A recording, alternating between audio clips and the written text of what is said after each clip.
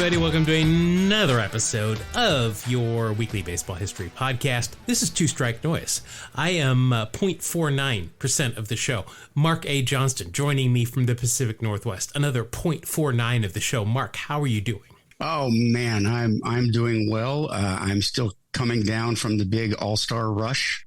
I had a great time, and it was a fun game and all that cool stuff. And ready to focus on the second half of this baseball season. Mark, if I'm 0.49 and you're 0.49, what happened to that other 0.02%? You know, I think some things are best left unsolved. Okay, well, I was going to say it's the listeners, but I think that's a pretty low percentage. That's a nice idea, though. Yeah, well, they're not vested yet. You know, we've only been doing this for like 4 years, so there's still a little bit more. I think it's 5 years, and then they get vested. Then they will be 33% of the show. Okay, that's fair enough. All right, sounds good. So everybody just hang in there. You're almost there. Let's get right into it, Mark. We got to warm up because that's what we do here in our first segment called batting practice, where we got some just what did the boomers say? Bits and bobs. Or is that even before them? I don't know. I don't know. Well, let's look at some of these things. Now, you sent me this. You texted me this, and we had a debate with our. Well, we didn't really have a debate. You and I and our buddy Mitch, we talked about this. The Legends All-Star Home Run Derby. Yes. This is something that I guess is from the mind of Ken Griffey Jr. Guess he and Albert Pujols were kicking this around during the All-Star game, thinking that they could hang with the kids, and they want to do a home run derby. Yep, the retired players are thinking about taking some more cuts. Yeah. Now, where do you stand on this idea? I don't know. You know, it's tough for me because I think it'd be fun to see these guys get back in the cage and take some swings. You know, with the home run derby in the same manner. It's like, you know, let's remember the really good days when you guys are on top of your game, you know, stuff like I don't want to see anybody break their arm or something silly like that. Yeah, it's kind of like when Gordie Howe skates out there at 80 to take a face off and then leave the ice, you know, to say, well, I've played in 18 different decades. You know, it's like, I don't think, plus I just don't think these guys, no matter how much they train, they're not going to be able to get back in shape. You forwarded me the article from The Athletic, and I read that. There's some different ideas. It wouldn't probably be the format that we see with the current players where they're going out there in 3 minutes and hitting as many as they can. It might revert to something like the early days of the Derby, or even the Home Run Derby TV show, where, you know, you play 9 innings, you get 3 outs per inning. It's a home run or an out. I still don't think a lot of these guys are going to be able to do that, or at least hit many home runs. But this was my thought. So the names being thrown around: Ken Griffey Jr., Albert Pujols, I think it was it Ryan Howard or somebody, and Big Papi. Yes. I'm not sure if it was Ryan Howard or not, but what would your dream 4 be if this was going to actually be? Or no, it was Frank Thomas. That's who it was, Frank Thomas. What would your dream 4 be here? I wouldn't mind seeing Jim Thome in there. Yeah, I think he was in there too. I'm just getting all my names mixed up. Well, there are a lot of them. I think it was Thome and Thomas, and then Pujols and Griffey. Yeah, and it's kind of weird because you kind of got to stay away from the Royd guys. Yeah, that's right. No Big Mac, no A-Rod. But let's think of some names if we've got to do this. I do want Frank Thomas in there. I think those pills he's pushing, you know, for the high T, they're really going to help him here. I think get the advantage. Big Papi, I don't know. He could either get in there and hit 50, or he could get in there and just pop up a couple of times. I don't know. Yeah. How about Albert Bell? Have you seen pictures of Albert Bell lately? I want to see him take his cuts. Yeah, I mean, listen, we're not body shaming anybody, especially you and I here, but, he is definitely not in playing shape. He's in softball playing shape. Well, Jose Canseco, I mean, he's in the steroid camp, but he's the one that's always challenging everybody to a home run derby. How about Vlad Sr.? Absolutely. I think he could still do it, to be honest. Ryan Howard, I don't think anybody's seen Ryan. I don't even think Subway knows where Ryan Howard is at this point. So I'm not sure if he could do it or not. Yeah, I think we'd have to come up with some good names to get me interested. And I also think beyond the format, make it softball. Give them aluminum bats and make it softball, because that's going to be much more entertaining. You're more likely to get some moonshots. I think that's the way they really need to go. If the players would go for it. Yeah, I know. Maybe their egos get in the way and they're like, no, I want baseballs and a wood bat. You think they let my boy Bagwell play a little bit? There's a name you could throw in there, I guess. Yeah. Yeah. It could be entertaining. It could be tragic. Yeah. Let's put some more thought into it and we'll see. Maybe Frank Howard instead of Frank Thomas. Sure. So let's put some. Hey, let us know if you've got a dream for legends, not old timers, but legends. All-Star Home Run Derby. Let us know. Yeah, like not Mickey Tettleton. Well, now that would. I'm going to be honest. I would love to see Mickey Tettleton. I actually would too, to be honest. I just want to see Mickey Tettleton. Period. Maybe Josh Hamilton. Maybe he's. Hopefully, he's doing well. I don't know. Well, I hope so. Let's see some other things we've got to talk about. I got to talk about this. Our friend Daniel Horeen, the Pop Fly Pop Shop. All these great things he does, these pieces of art, the people that he's working with are incredible. Did you see what he's doing here, Mark, very shortly? With the Hall of Fame? That was a couple of weeks ago. That was incredible, yes. It really was. To do the guys going into the Hall of Fame and to have the Hall of Fame and the players be on board. But August 17th and 18th, he is going to be hosting a Pop Fly at the Field of Dreams event in Iowa. That's right. Yes, I did see that. That's exciting. So how cool is this? He's going to have a bunch of people there at the actual Field of Dreams site. They're going to watch the movie. They've got some things planned. You get some special swag bags with some special Pop Fly stuff in there. He does such cool things. I'm really curious to see what kind of art he comes up with for this. And, of course, are they playing the game there this year, or are they playing it somewhere else? MLB. Yeah, I don't know. I think they're playing it somewhere else this year, but it's still cool to... I do want to visit the Field of Dreams, but I'll put a link in the show notes if anybody's interested. Anybody there in the Central Time Zone, I think you need to get on this and probably need to do it quickly. I'm sure that there is a limited number of these. So yeah, and if you haven't seen Daniel's work, check out the Pop Fly Pop Shop. It is stunning. It's incredible. It's some of my favorite stuff. Yeah, or you can find it on MLB Network. You can find it on the Hall of Fame website. He's everywhere. So congratulations to continued success for him. You bet. And that's really cool. A couple of weeks ago, Mark, we did trades that almost happened but never did. And I mentioned the one that kind of blew both of our minds, the Ted Williams and Joe DiMaggio trade that almost happened. Well, and Yogi Berra too. Let's not forget that. I saw an incredible stat that I had never seen before. During Joe DiMaggio's hitting streak, he hit 408. He had a 463 on base and a 717 slugging percentage. So that is an OPS of 1.181. That's pretty good. Yeah. Ted Williams, during that same time period, during Joe DiMaggio's hitting streak, he hit 412. His on base was 540. That's sick. His slugging was 684 for an OPS of 1.224. That ain't even fair. It's like, okay, well, I'm not getting all of the press because I'm not getting a hit in every game, but I'm still doing everything like exactly the same as Joe DiMaggio. Yeah, those are some numbers that you can talk about. Yeah, it's pretty good. I found this. Here's a news clipping from 1922. And the headline reads, "Boy who got ball in stands found not guilty of larceny."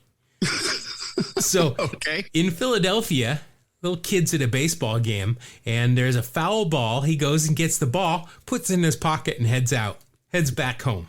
Well, that was not allowed. taking ball, you were supposed to give them back for a very long time. The sheriff came down, arrested him, spent a night in jail, or as they called it, the house of detention. The judge in this case said that the boy was acting on natural impulse, and he was not guilty of larceny. He went, I'm assuming that was expunged from his record. Hopefully he lived a fruitful life after that, and that didn't follow him around. Man, I wonder what he could have got for that on eBay. Well, now he could probably get quite a bit from it. But, what do you mean? eBay wasn't around? Well, it was. He did before. It's interesting enough. Before he left the stadium, he went down and got it authenticated. No, okay, good. So he has. There's papers for it, so it's worth something at least. So, Mark, we've been getting a lot of listeners. I love it. A lot of listeners been sending us their immaculate grids. A lot of smart people out there listening to this show, which maybe we need to give them more ownership because they're smarter than we are. Well, when we got into this, we knew they were going to be smarter than us. Yes. Yeah. I will tell you this. I think it was Monday's grid this week. It took me the entire day, but I got it.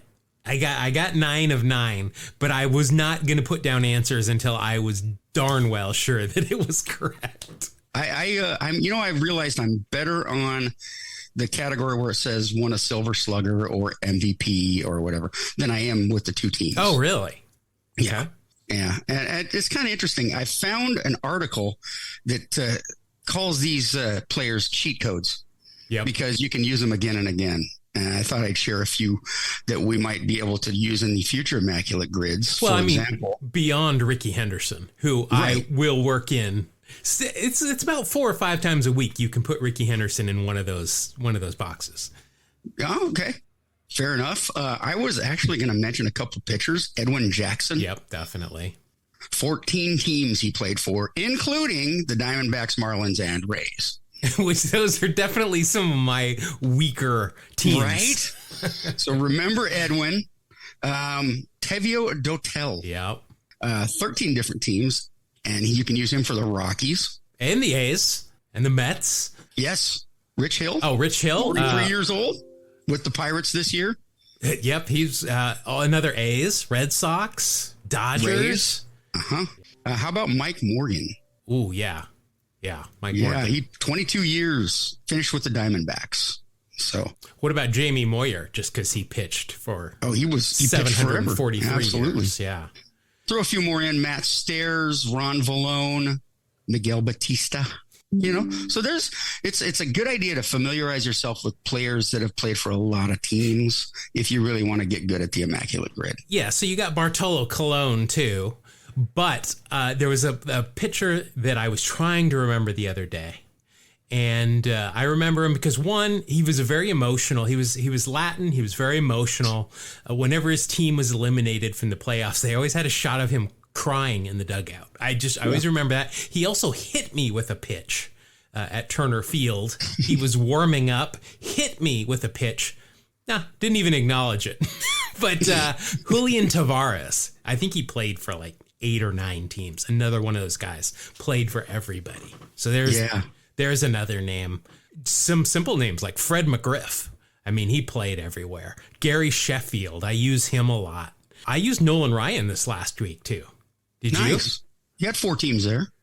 Yeah. Well, but I used him because I did not put him in the Rangers Astros box. I put him in the 200 plus wins or whatever it was that day. But I avoided the easy one. Let me put it that way. I actually had one was Milwaukee and Seattle Mariners. Oh. And I came up with a 0.06 or a 0.6%, and that was Jeff Cirillo. Oh, well, I went with Daniel Vogelback on that one.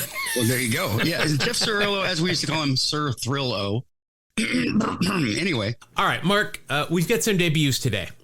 This show is set to debut on July 19th. We say that because we never know when it's it's been busy the last couple of weeks.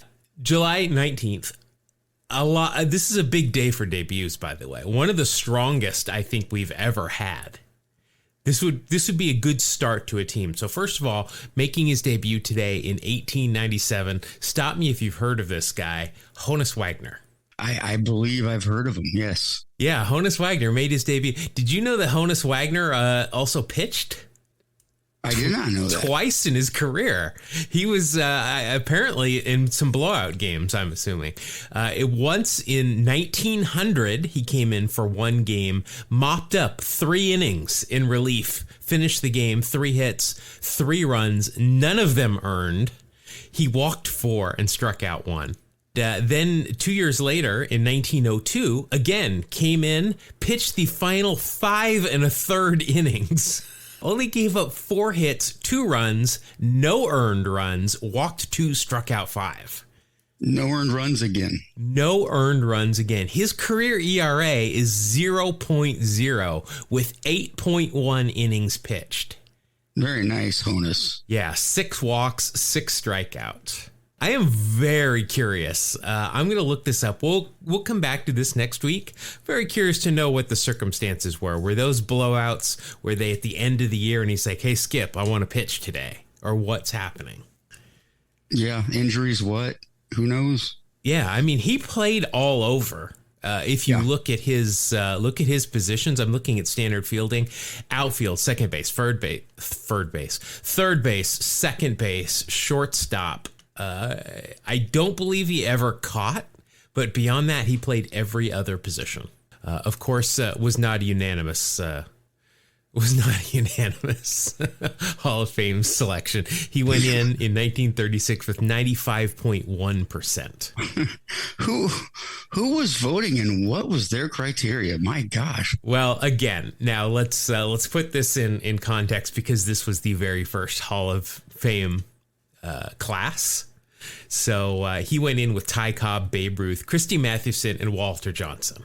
So, yeah, those guys are pretty good. Yeah, and there's a good episode if you're catching up to go and listen to our Hall of Fame episode from a couple of years back. But, you got guys like Nap Lajoie, Tris Speaker, and Cy Young and Rogers Hornsby who did not get in that first time. So, Still, somebody voted against Honus Wagner. That's hilarious. Well, I'm going to stick up for him here because those names that I just read off that didn't get in, they're like, hey, these are all great players. I mean, it's kind of hard to pick. That's like picking your favorite pet. My favorite pet belongs to someone else. Is that a problem? Oh, I'll tell my dog. Well, I don't know which of my dogs is your favorite, but I'll tell them both that they're both your Probably favorite. Poe. He's a good boy. He got Shake Shack today. Oh, wow. It was a special day because his sister, Ahsoka Tano, is no longer on a special diet. And so we take them big treat when they get to go to Shake Shack and get just a plain hamburger and some fries. So nice. Big day here in this household. Let's see. Also making their debut today, another person you might have heard of, Bob Feller. Mm-hmm. The heater from Van Meter, one of the best. I mean, there's Rapid Robert, but the heater from Van Meter is frankly one of the greatest nicknames ever in baseball. Yes. Young kid when he came up, first made his debut at age 17. He's a Hall of Famer, pitching Triple Crown winner, 8-time All-Star, member of the 1948 Cleveland team, ERA title winner, and Major League Player of the Year. Pitched for 18 years, 266 wins, 162 losses, 3.25 ERA, and a lot of black ink, and also lost 3 prime years, ages 23, 24, and 25, while he was serving in the military. So just a great, great player. Yeah, that's impressive stuff. Bob Feller was considered possibly the best right-hander of the decade there. So I'd have a hard time arguing against that. Yeah, those 3 years prior to him going and serving in the military, led the league in wins, led the league in ERA one of those 3 seasons, led the league in inning pitched in all 3, in strikeouts in all 3. I mean, there is so much black ink here that if this was a newspaper, my hands would be filthy at this point. I remember going to an A's spring training game in Phoenix back when they were playing at Phoenix Municipal, and throwing out the first pitch. Here he is, Rapid Robert, Bob Feller, and he walked down from the stands right past me and threw out the first pitch. And remember, that was pretty cool. I had something like that happen in Tacoma. Same idea. He was just making his rounds. And afterwards, they say, hey, you can come down to the ticket office and meet Bob Feller and get autograph. And I just remember he was just this curmudgeonly guy. Yeah. Oh, yeah. It's just, all right, I'll be happy to sign the balls and all this other junk you people have. Yeah. I'm looking at him. Okay. I'm like, what's rapid about this guy? I mean, I would have loved to have seen him in his, I would have loved to have seen a 17-year-old Bob Feller going out there. Oh, geez, can you imagine? Yeah. Just a incredibly great pitcher. Like I said, Hall of Famer. Also making his debut today in 1964, El Tiante, Luis Tiant. Somebody that maybe should be in the Hall of Fame, but is not. But Luis Tiant, 3-time All-Star, won 2 ERA titles. For some reason, I always think of him as a reliever, but he was not. He was a starter. Obviously, when you think of Luis Tiant, you think of a couple of things. You think of that mustache. Yeah. That I'm gonna try and grow that mustache for fantasy camp this year, I think. The Tiant? Yeah. Is it called the Tiant? It's like a real. Yeah, I just named it. Oh, okay. Well, you think of that. You think of his motion when he's pitching, kind of like Fernando Valenzuela. He kind of corkscrewed, didn't he? When he was. Yeah, he would twist. Yeah. Almost with his back to the batter, and he hit the ball so well. Yeah. By doing that, and he would whip around and just chuck it. Yeah. It's a weird, one of the weirdest windups, and very, very unique. Very effective as well. Yes. Let's see. Also, cigars. That's what I think of when I think of Luis Tiant. Always has a cigar in his mouth. That's awesome. He's from Cuba, though. He's Cuban, so I see that. Yeah. Let's see. Overall, in his career, 229 wins, 172 losses, 3.30 ERA. A good deal of black ink here as well. One of which he lost 20 games in 1969 with a 3.7 ERA. So I'm going to say that was not a great team that he was. He gave up 37 home runs, though, and also led the league with 129 walks.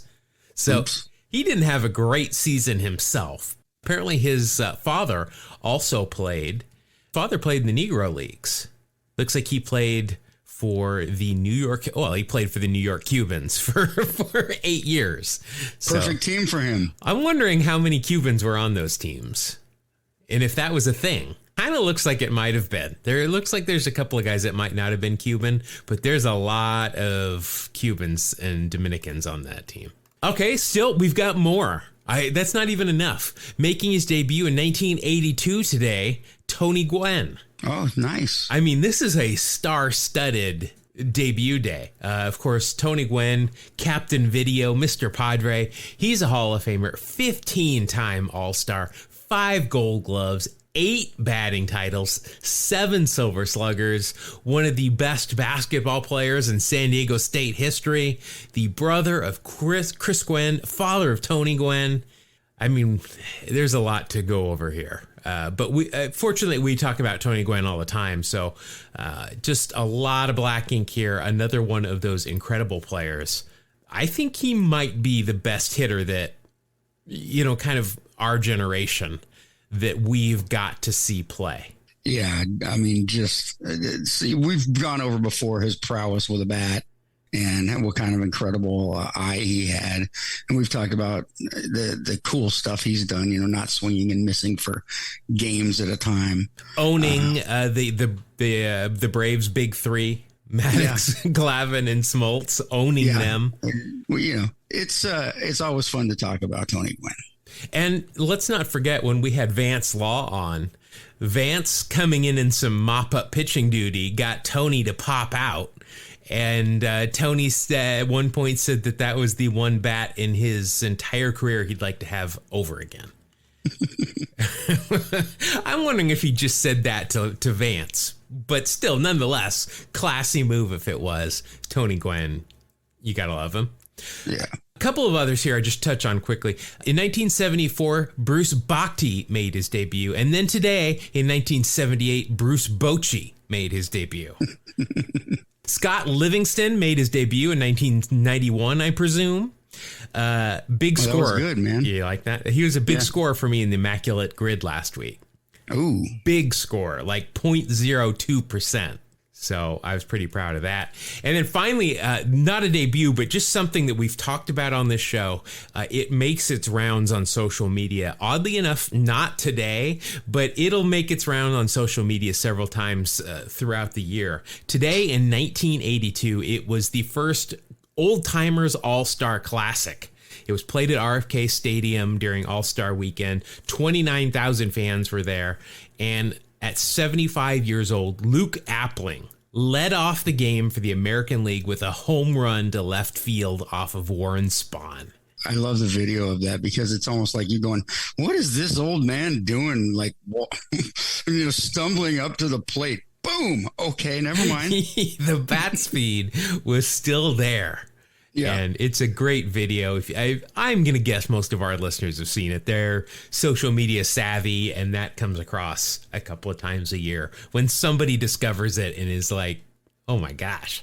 So, yeah, that happened today. All of that happened today.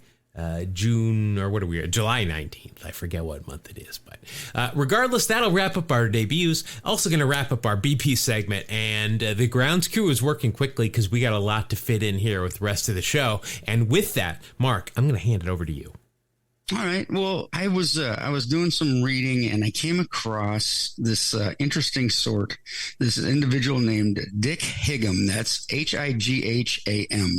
His family was very, very English, and so Higham, I got it from a British website, so you know it's right.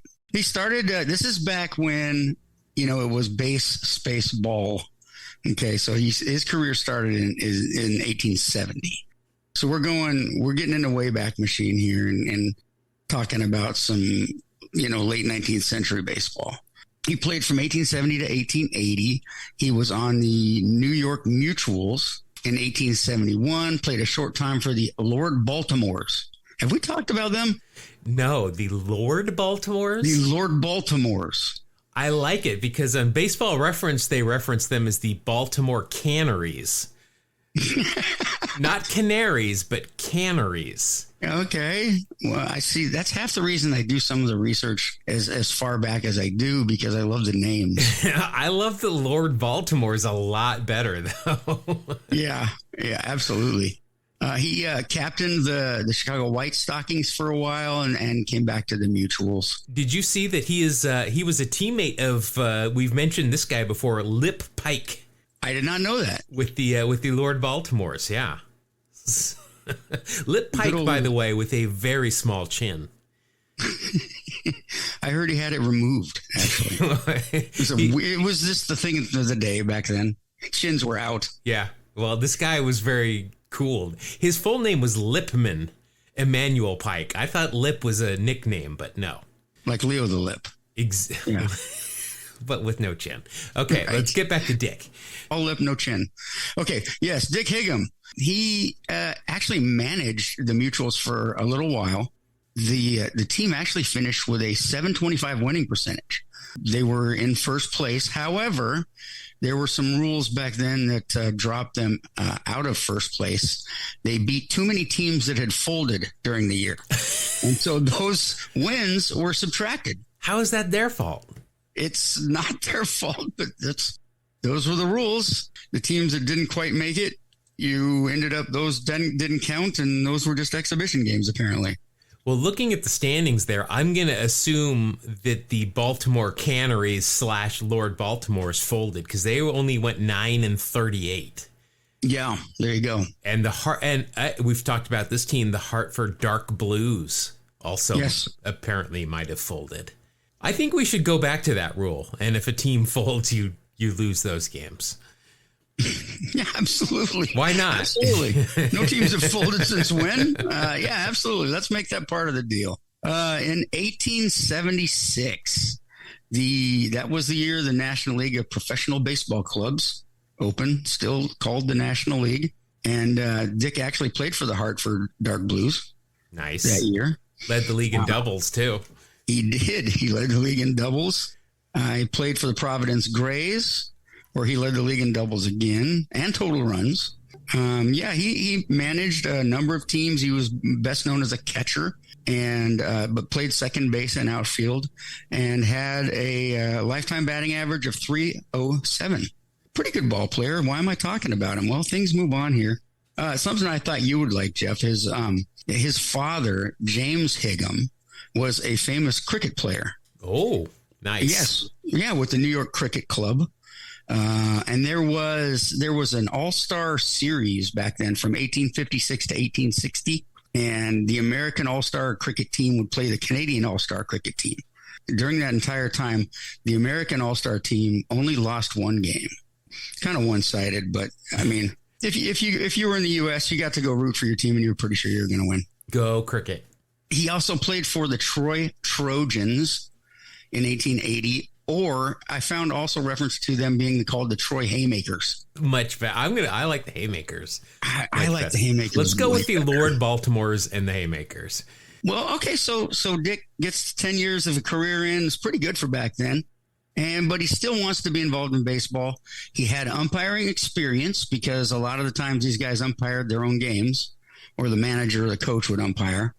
And so he applied with the National League to be a professional umpire, and he was unanimously voted in. So Dick Higham started the second part of his baseball career, umpiring. Back then, you would assign an umpire to a team, and the umpire would just be part of that team's games. It's kind of a weird system, and it allotted for some strange things to happen. The home sometimes. team, or they traveled with the team and they were one of the umpires for every game? The home team. Okay. So he was assigned to the Detroit Wolverines, back to Troy, and then back to the Wolverines. The first year, he umpired 58 National League games. There's a little part from his bio that I just want to read, because it kind of gives you a little bit of insight. It says, in any written account of baseball's early days, Dick Higham's playing prowess and ability to lead teams certainly warrants a word or two along with the rest of early baseball pioneers. However, it is most often as an umpire that he garners unbridled verbiage to this day. He remains the only umpire to be forever disqualified from acting as such in any game of ball participated in by a National League club. But the American League, he was good to go. Yes, if they wanted him. Controversy be like in wrestling, Dangerous Danny Davis. Oh, I remember that. I got very upset. Young Jeff was not sure that wrestling wasn't real and was very upset when the referee started cheating. Yeah. Yeah, see, and you're welcome for the obscure reference. Anyway, so there's not a whole lot into how things got involved with the Gamblers, but there was a gentleman named James Todd, and James and Dick apparently sat in cahoots with one another, one a gambler, one an umpire. So in 1882, William Thompson, he was the mayor of Detroit, and he was also president of the Wolverines. He started thinking, it seems like a lot of calls by Mr. Higham go the other way, go against Detroit. It just seems to be too many to just be coincidence. So he hired a private detective, and the private detective found a letter that Higham had mailed between him and Mr. Todd. And it had a telegram code on how and when to bet. If the telegram said, and I quote, "Buy all the lumber you can," it meant bet on Detroit. No telegram meant bet against them. They confronted Higham, and he was banished from baseball. And that is the terrible story. I also found the letter. Here's a copy of the letter that was between Todd, the gambler, and Dick. Detroit, May 27th, 1882. Friend Todd, I just got word we leave for the East on the 3 p.m. train, so I will not have time to see you. If you don't hear from me, play the Providence Tuesday. And if I want you to play the Detroit's Wednesday, I will telegraph in this way: buy all the lumber you can. If you do not hear from me, do not play the Detroits, but buy Providence, sure. That is the first game. I think this will do for the Eastern Series. I will write you from Boston. You can write me at any time, care of Detroit Baseball Club. Can you believe that? If you have any questions about how I'm going to fix the game, just send the letter to the team I'm going to be fixing the games. It gets better. When you send me any money, you can send me a check in care of the Detroit Baseball Club. And it will be all right. He says it. It'll be all right. Wow. You'll see by the books I gave you the other day in what city I will be in. Yours truly, Dick. There was the purported letter, the confrontation, and the firing and banishment of the umpire, Dick Higham. Yep. But there is a gentleman named Harold Higham. I don't know what relation, but I'm assuming there's a relation. And I wanted to read something that he wrote about Dick Higham, and that kind of puts a different face on it. Because, as you know, everything back then, everything is part myth, part legend, part truth. Mr. The Higham the Younger wrote, of some further interest perhaps is the unsubstantiated hyperbole, which was and has been written about the incident and his later life. For the benefit of history and future researchers, it can be stated clearly that Dick Higham never confessed to any wrongdoing and denied such accusations. Never resigned from his position as a league umpire. His activities were not the subject of any investigations by any private detective, nor was he ever confronted by the findings of any private detective. He did not draw any suspicions of the owner of the Detroit team for their losing out on close calls or having close games go against them. In later life, he was employed on more than one occasion as a bookkeeper. He did not become a bookie or a racetrack tout in Chicago. So interestingly, you get a defense of Dick Higham saying all this stuff is hyperbole. You know, it was some other reason. It probably was unfair that he was banned for life. I did want to include that. Well, who said that? Who said that? Was it like his son? Well, it says it was written by Harold Higham.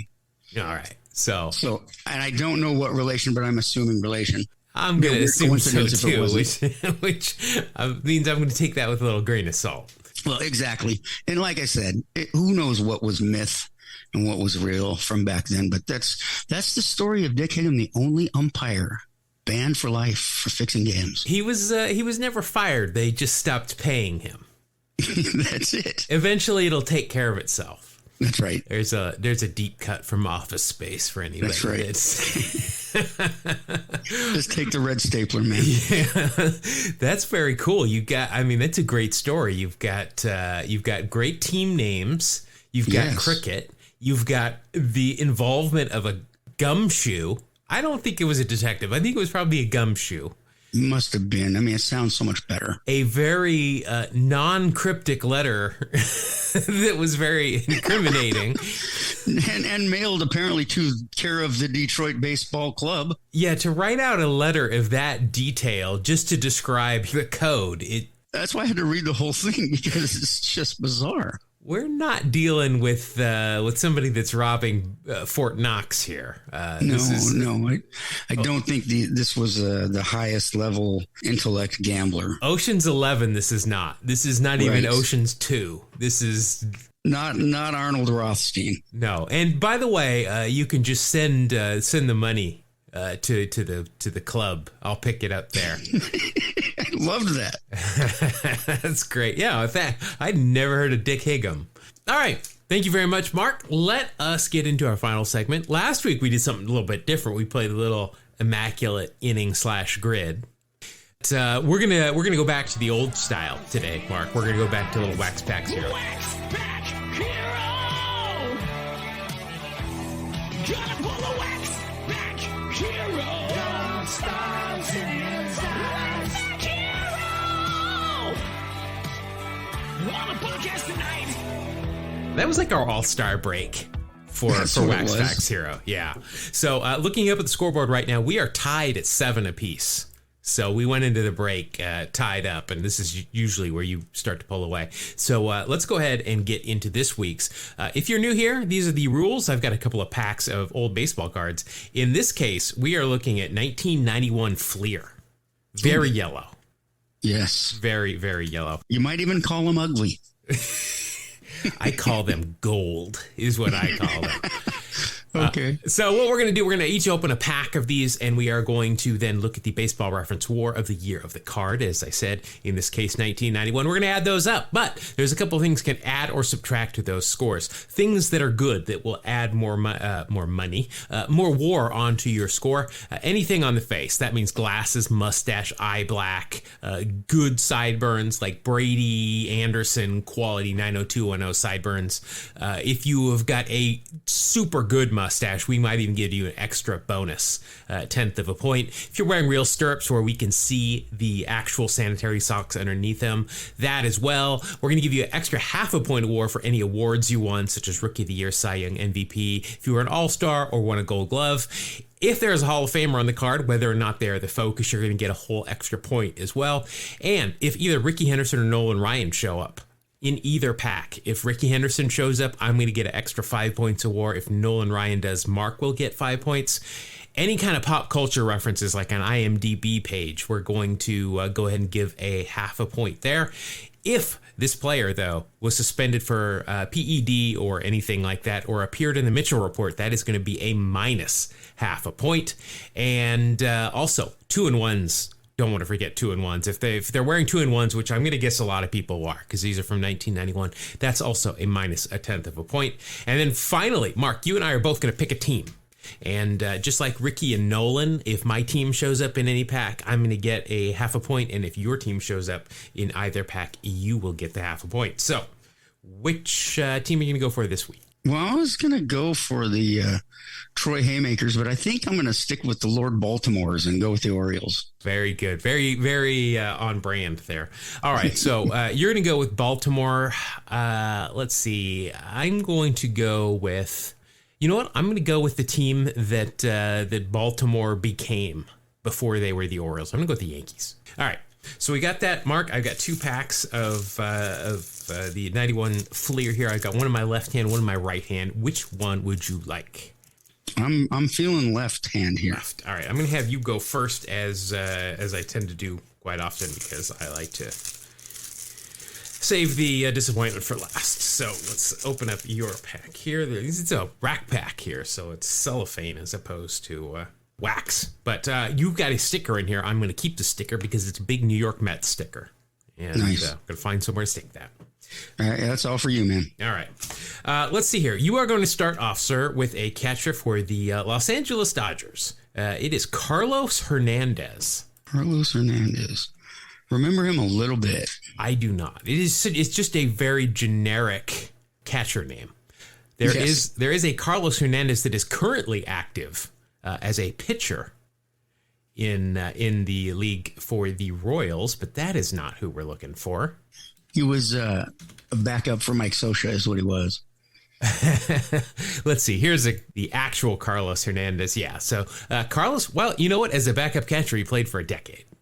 Yeah. 1990 through 2000, appeared 7 years for the Dodgers. You're absolutely right. That is prime Mike Scioscia backup territory there. And maybe a little early Piazza. Yeah. Let's see, 3 years for the Padres and 1 for St. Louis. In 1991, it was his second year in the league. Only appeared in 15 games.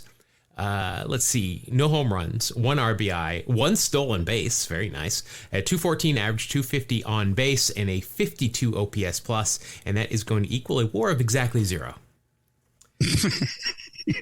Thanks for not going negative on me, Carlos. Now, looking at this, he does have a mustache, but he also has 2-and-1s. Oh, so that's gonna wipe all that out as well, unfortunately for you. Yeah. So nothing there.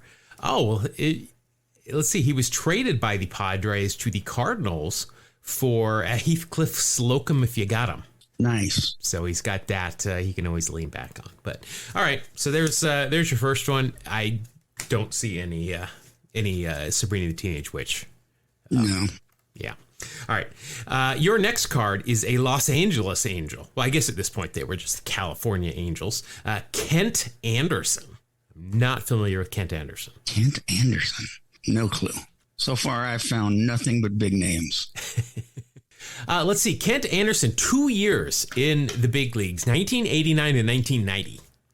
So you will be getting no points from numbers on this one.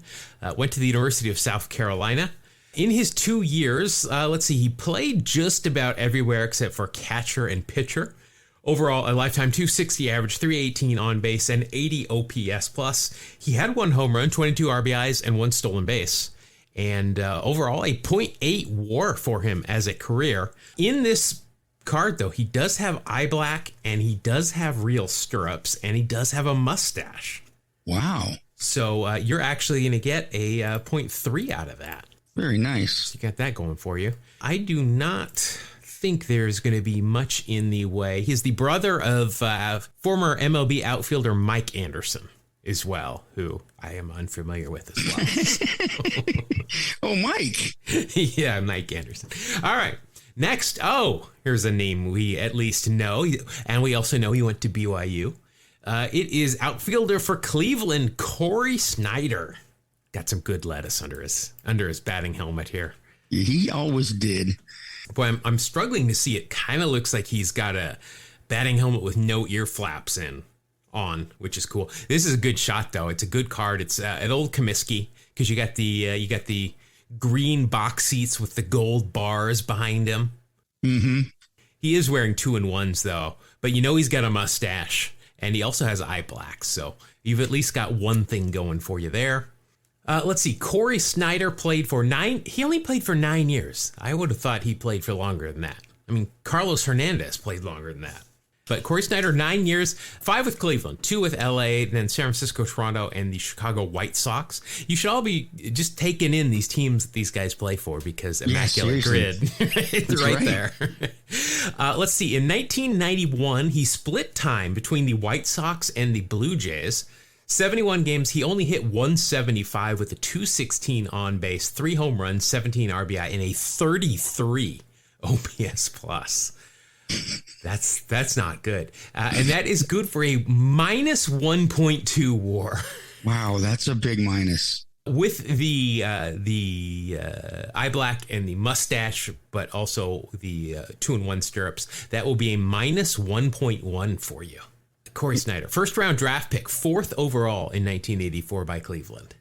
I may have a pop culture reference here, though. All right. Amberly Snyder, which apparently is his daughter, involved in professional barrel racing, was paralyzed from the waist down in a car accident when she was 18. She is the subject of the biopic Walk, Ride, Rodeo, produced and distributed by Netflix. Corey was portrayed in the film by Bailey Chase. Oh, I think that's 100% counts. There you go. Yoo-hoo! Not familiar with this movie, nor Bailey Chase. Yeah, I'm looking at a picture of him. I could see him. You could dye his hair blonde, but yeah, I can see that. Also appeared in Buffy the Vampire Slayer, As the World Turns, Ugly Betty, Damages, and Longmire. Nice. Wish I had that resume. Listen, your resume is very impressive. Don't let anybody tell you different. Yes. All right, so you're going to get half a point for that, so that's not too bad. You're at minus 0.3, though, so you've got some work to do here. Your next card is a Chicago Cub, and it is Luis Salazar. At least I know who this is. Yeah, I know. This is a name I am familiar with. Let's see. Luis Salazar, 13 years in the big league, 7 with the Padres, 4 with the Cubs, 2 with the White Sox, 1 with the Tigers. 1991, he was 35 years old. It was his second to last season.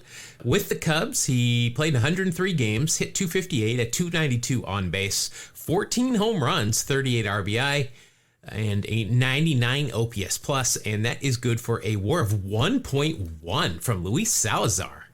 Okay. I cannot tell. I'm going to guess he's wearing 2-in-1s, but I don't know for sure, so I can't ding you there. He does have a mustache as well, so that'll be a positive 1.2 from you for Luis Salazar. Very nice. Yeah, that's a big change. Not bad. Something we like to see here when a position player pitches. In 1987 for the Padres, he appeared in 2 games on the mound, 2 innings, 2 games finished, 2 hits, 1 run. It was earned, 1 walk, 2 wild pitches. Let's see, at one point he was traded for Ozzie Guillen. Or no, he was traded with Ozzie Guillen. I did not know Ozzie Guillen played for the Padres, but at least he was in the Padres organization. Yeah, he never played for them. But he was traded with Ozzie to the White Sox. So there you go. he helped the Tigers in a pennant race by filling in at shortstop for an injured Alan Trammell. There you go. Part of that famed Salazar to Whitaker double play combination. It was famous for a month or something. All right. Let's see. So you're at positive 0.9 now. Yeah. And let's see. Oh, well, here's somebody that we like to talk about. I use this guy in the Immaculate Grid every now and then as well. It is none other than Ellis Burks. Gotta love Ellis Burks. Ellis Renna Burks. Let's see. 18 years in the big leagues. 7 with Boston, 5 with the Rockies, 3 with Cleveland, 3 with the Giants, and then 1 with the White Sox. There's another good guy to remember right there. Let's see. Overall, in 1991, he was with Boston. 130 games, hit 251, 314 on base, 14 home runs, 56 RBI, 6 stolen bases, 11 caught stealing. Oy, you gotta Wow. maybe not try that anymore. 98 OPS plus, and that will equal a 2.5 WAR. Okay. Looking at this, he's got a beard and a mustache, so you will get that. So that'll end up being a 2.6 in the positive. That's good. Looks like this is definitely during batting practice at home in Fenway. He is standing in front of the dugout with his bat and a pine tar rag.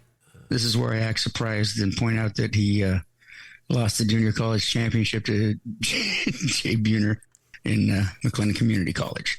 As I've pointed out, I think 6 times. Well, you know, we got at least one new listener this week. Let's see. First round draft pick in the 83 draft. And let's see, was traded for Darrell Hamilton at one point. That's about the highlight of the trading block for Ellis Burks. And cousin of former Major League outfielder Roosevelt Brown. That's about it for Ellis Burks. That'll take you up to 3.5. You've got 3 cards left here. And you're not going to be happy about one of them, I can tell you that. But next card here, Kevin Wickander. Relief pitcher? I believe so, a lefty. I remember the name Wickander. It's not Wicklander, it's Wickander. Yes, Wickander. Oh, look at that. He went to Grand Canyon University. Hey. Was it earlier in the show or was it last week I mentioned the A's first round draft pick who was Jack Wilson's son, played at Grand Canyon. Yeah, I think that was earlier in the show. Yeah, we're recording this over 2 days, so you have to forgive us. It's a long time ago, people. Long time for us. Let's see. Overall, 6 years in the big leagues, 4 with Cleveland, 2 with Milwaukee, 1 with Cincinnati, and 1 with Detroit. And unfortunately for you, he did not appear in the major leagues in 1990. He went, let's see, in 1991, he pitched in Colorado Springs and Canton, but was not up in the big leagues. Also appeared, apparently, in the CPBL in 1994 for the Uni-President Lions. So went 0-1 in 4 games, and then probably got threatened for not throwing games, or just wanted to come home. So there's no war because they obviously didn't play this year, but looking at this picture, good news for you. Mustache and stirrups. Nice. So you'll still get a positive 0.2 out of that. No pop culture references for Mr. Wickander. And this one is going to be your second to last card, and you're not going to be happy about it because, once again, it is Kent Anderson of the California Angels. Oh, rip-off. Yeah. Well, we don't have to spend any time on that one. I don't remember what his war was, though. He didn't play in 1991. Yeah. No, he was 11. Yeah, but he's got, if you remember, he's got real stirrups, he's got eye black, and he's got a mustache. There you go. Okay. So overall, he gave you 0.6, which is not too bad for Kent Anderson. All right, and that brings us to your final card. Well, good news for you, it's a Baltimore Oriole, and that's your team. So I'm going to go ahead and give you a half a point just right off the bat. It is Anthony Telford, pitcher. Wow, I remember the name. But yeah, I remember that name as well. Let's see. Anthony played for 9 years in the big leagues, 5 with Montreal. I think that's where I remember him the most. Yeah, because that's right around when I was working for Atlanta. and they would come through quite often. 3 with Baltimore and then 1 with Texas. In 1991 with Baltimore, 9 games, 4.05 ERA, 26 2/3 innings, 27 hits, 24 strikeouts. That's not too bad. 100 ERA plus, and that is good for a WAR of .2.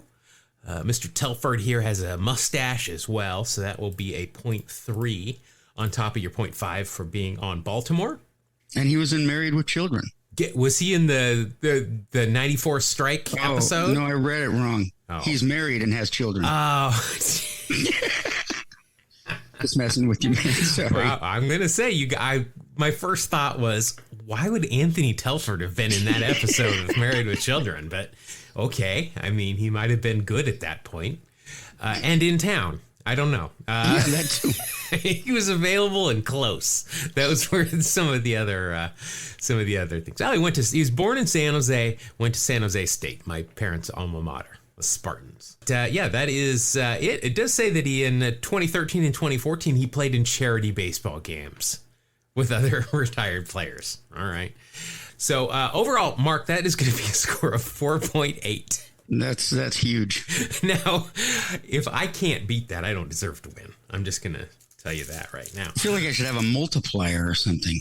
Yeah, we should. That would be an interesting concept, wouldn't it be? Like maybe if you pull a Ricky or a Nolan, that's the multiplier.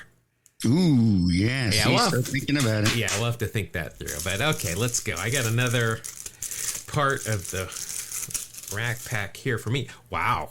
Strong sticker game here. You had the Mets sticker. I got an Oakland A's sticker. Sheesh.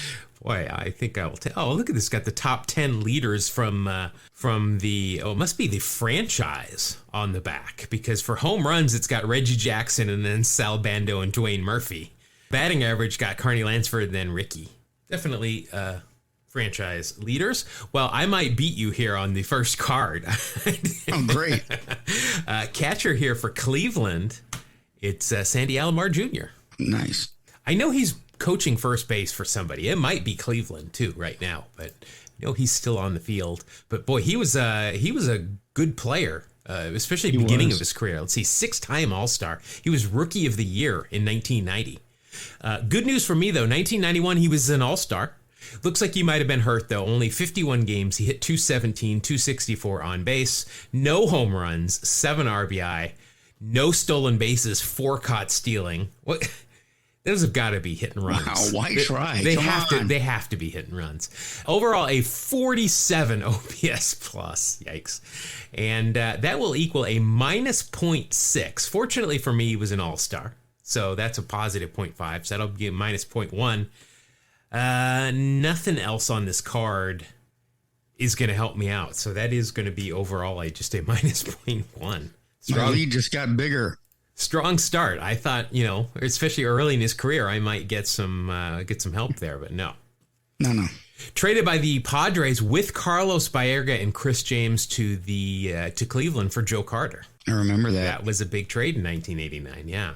It's Carlos Cheese Baerga. Yes, that's right. Obviously related, well, maybe not obviously, but son of former Major Leaguer Sandy Alomar Sr. and he was manager too, and brother to Hall of Famer Roberto Alomar, a.k.a. Spitboy. I couldn't think of a good name for him. Hello, Spitboy. Let's see. Yeah, he is coaching for Cleveland along with Terry Francona right now. And I don't think there's anything that is going to get me any. All right. Next, I got a pitcher for the Buccos. It's Bob Kipper. I remember Bob Kipper. Yeah. I remember him as a Pirate, too. Let's see. You might also remember him as a Twin for 1 year or an Angel for 1 year. But he was with the Pirates for 7 out of his 8 years in his career. He came up with California in 85 and then was traded that season to Pittsburgh, where he spent the rest of his career until his final year in 92 with Minnesota. In 91, though, with Pittsburgh, went 2-2 in 52 games, 4.65 ERA, 60 innings, 66 hits, 38 strikeouts, a 77 ERA plus. And that is good for a WAR of minus 0.6. And there is nothing on this card that is going to help me. He is clean shaven, and it's just a shot from the waist up. We got a barn burner here. Yeah, we really do. Let's see. First round draft pick by the Angels in 1982. The Angels sent Bob Kipper to the Pirates to complete an earlier trade that included Mike Brown, Pat Clement, John Candelaria, George Hendrick, and Al Holland. That really reshaped the landscape of Major League Baseball as we knew it when that went down. Regardless, I see nothing here that's going to get me anything pop culture related, which is shocking. Let's see. Hey, at least these are names we know. Next for the Red Sox, I've got Tim Naring. Oh, wow. I remember Tim Naring. I think I collected him. Well, do you want another one? Because I got one right here. I think all mine are gone. No. Oh. Well, then you might need this one. You probably sold them for great profit. Let's see. Tim Naring played 8 years in the big leagues, all of it with the Red Sox. In 1991, his second year, he only appeared in 20 games. No home runs, 3 RBI. It didn't get thrown out. Stealing. Batting average 109. On base 197 for an OPS plus of -10. He was 110% worse than average. That is solid. That is good. That's a WAR of -0.5. And you are cruising, man. Nothing on this card is going to help me out. Yikes, is all I've got to say here. Wow, that will take me all the way to -1.2. Oh my gosh, dude. You really need some help here. I'm really trying for that minus. We've never had a minus total, but I'm really trying to. Nothing to do there pop culture wise, not surprising. Let's see. Oh, we've got the Pope next. Chicago White Sox pitcher Don Paul. Oh, he should be able to get you something, right? In the positive? He's the Pope. He's got to. All right. Let's see. Don Paul, 10 years in the big league, 6 with the White Sox, 3 with the Fish. I seem to remember that. I think he must have been on those early teams. Yeah. 1 with Philly, 1 with the with the Cubs, and then 1 with the Yankees. 1991 with Chicago, he went 7-2. 51 games out of the bullpen, 2.41 ERA. But he was a vulture if he had 7 wins out of the bullpen. 71 innings pitched, 59 hits, 40 strikeouts, a 166 ERA plus, and that is good for a 1.5. So you were right. The Pope got me some, and he's got real stirrups on, so that'll be a 1.6. So that gets me up to a positive 0.4. Uh-oh. Which is still really pretty far away from your 4.8. These are like things have been going, yeah. These are like Beckett edition numbers here. Does this count? Well, in college, he was a member of the Phi Sigma Kappa fraternity. No, it doesn't. Okay, I just thought I'd check anyway. All right. Okay, I got a Hall of Famer. There you go. Yeah, this is gonna help. It's gonna help a lot because that's an automatic full 1 point right there. It is with the Cardinals, Lee Smith. Ooh. Friend to grounds crew everywhere, getting them that overtime. Let's see. Lee Smith, I mentioned Hall of Famer, 7-time All-Star, 3-time Rolaids Relief Man of the Year, 18 years in the big leagues, 8 with the Cubs. Oh boy, this is a good one for Immaculate Grid. 8 with the Cubs, 4 with the Cardinals, 3 with the Red Sox, 2 with the Angels, and then 1 apiece for Montreal, Cincinnati, New York, and Baltimore. Jeez. In 1991, good news for me again, All-Star, and he came in second in the Cy Young voting. Oh boy. I think I might beat you with this one card. This game is over. Yeah, 6-3 record, 2.34 ERA, led the league with 47 saves, 73 innings pitched, 70 hits, 67 strikeouts, a 158 ERA plus, and overall a WAR of he's a closer. Let's not forget that. 2.3. Now, he was an all-star, so that'll be 2.8. He is a Hall of Famer, so that'll be 3.8. Of course, he's got a beard and a mustache, but I think he also has 2-1s. So I'm gonna that'll wipe that out. But that'll be I expected better from him. Yeah, but that will be a 3.8, which with my positive 0.4 puts me at 4.2. And so I'm with a couple of cards left, I'm right there, as long as I don't go negative. All right, so nothing. I mean, Lee Smith was always kind of a surly guy, so I can see why nobody was jumping on trying to get him on their TV show. But Yeah. All right, but that'll put me at 4.2. I got 3 cards left here, so I'm feeling confident. It's looking tough for me. Here comes a guy. I like this card. He's a Met. We've talked about him before because we had forgotten about him. But here he is, Kelvin Torve. I think that's how you say his name. Yeah, I believe it's Torve. Torve. It must be, because there's no pronunciation guide in Baseball Reference. They just assume we're going to know. Let's see. 3 years in the big leagues, 2 with the Mets, 1 with the Twins. In 1991, it was his final year. He was 31 years old. First baseman. So let's see. 10 games, 8 at-bats, 0s across the board except for 1 strikeout for a minus 100 OPS plus. All of that. Oh, he's still a minus 0.2 WAR. And he has got some 2-1s going on there.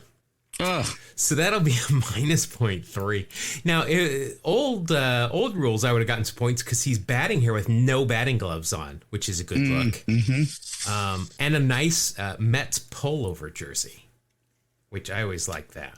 Oh, wow. He was a teammate when he signed in 92 with the Oryx Blue Wave, teammate of a then 18-year-old Ichiro Suzuki.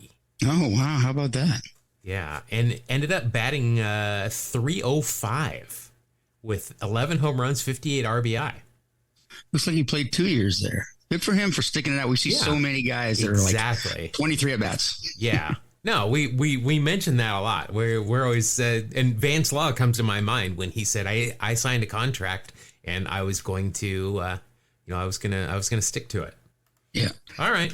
So I got 2 cards. Okay, well, this might help. I'm hoping. I said that about Lee Smith. This is not a Hall of Famer, but man, this is kind of in his prime. First baseman for the Giants. It's the thrill. Will Clark. This could be good for you anyway. Yeah, almost a teammate of Ricky Henderson's in 1989 with the Giants. Let's see. Will Clark, 15 years in the big leagues, 8 with the Giants. This is good because this is one of those players I always think of during Immaculate Grid and have to remember the teams he played for. 8 with the Giants, 5 with the Rangers, 2 with the Orioles, and this is the one I always forget, a lone half season in 2000 with the Cardinals. Let's see. 1991, he was an all-star this year and won a Gold Glove. So that's good. That's a whole point right there, which puts me in the lead temporarily.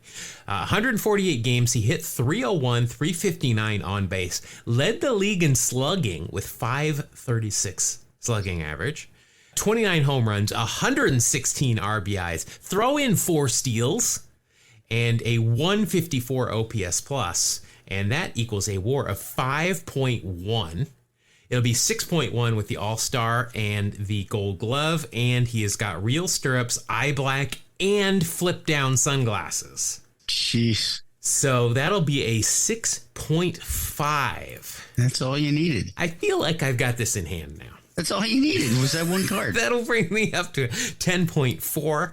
I'll do this. I'll even give you this last card of mine. How about that? Okay. I'm going to give it to you. By the way, Will Clark, first round draft pick, 2nd overall by the Giants in the 1985 draft. Remember Will's middle name? Yeah, the thrill. Even better than that, William Nuschler Clark. Nuschler. The Noosh. Isn't that the stuff they put in candy bars?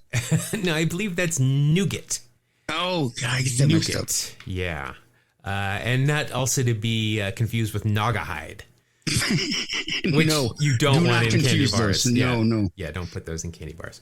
Let's see. Yeah, I have a feeling I feel like I've seen him in some pop culture stuff, but I don't see anything here in Wikipedia, and we're trying to wrap the show up. So, and I feel like I've got enough. So I am going to, as I said, I'm going to give you this last card of mine.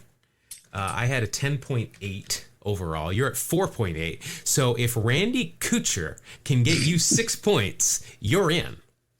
It was the year Randy Kutcher hit 60 home runs. Don't you remember that? I was all over. I remember networks breaking in live to carry his at-bats. Yep. I do remember that.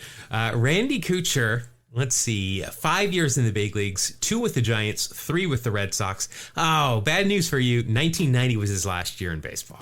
I get nothing. At least in the big leagues. Nothing unlike it. Good news for you. Oh, he's got a mustache, he's got eye black, and he's got real stirrups. So that'll take you up to 5.1. Right on. Don't ever say I didn't do anything for you. Yeah. If you'd only had 7 mustaches. He was traded by the Giants to the Red Sox to complete an earlier deal upon which Dave Henderson was sent to the Red Sox.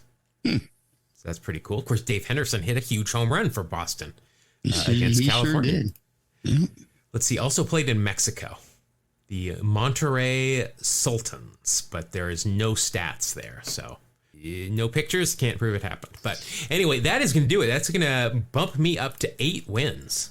Coming out hot after the All-Star break. All right. 8-7. That's going to do it for this edition of Wax Packs Heroes. Also going to wrap it up here for this episode. Thank everybody for joining. If you want more of us, you can find us on the social medias. Best place to find us is either on Threads or on our Facebook page. Still getting used to Threads, but I've been posting there a couple of times a day. And I see we've got some people that are following us there already, so we appreciate that. Also, you can find all of our links in the show notes, as well as it's becoming a cult phenomenon, our Gmail address that Mark's going to tell you about. Yes, it's a beautiful Gmail address. It's and it's hard to remember. It's 2strike-noise@gmail.com. Spell it out, TWO strike noise. That's right. All right. Well, thank everybody for listening. We're back in swing of things here. We appreciate you listening. And you know what, Mark? This was so much fun. Let's do it again next week. I think I'll be up for that. All right. Well, thank you for listening, and we'll see you on the next episode of Two Strike Noise. Thank you. God bless you. Have a great day, y'all.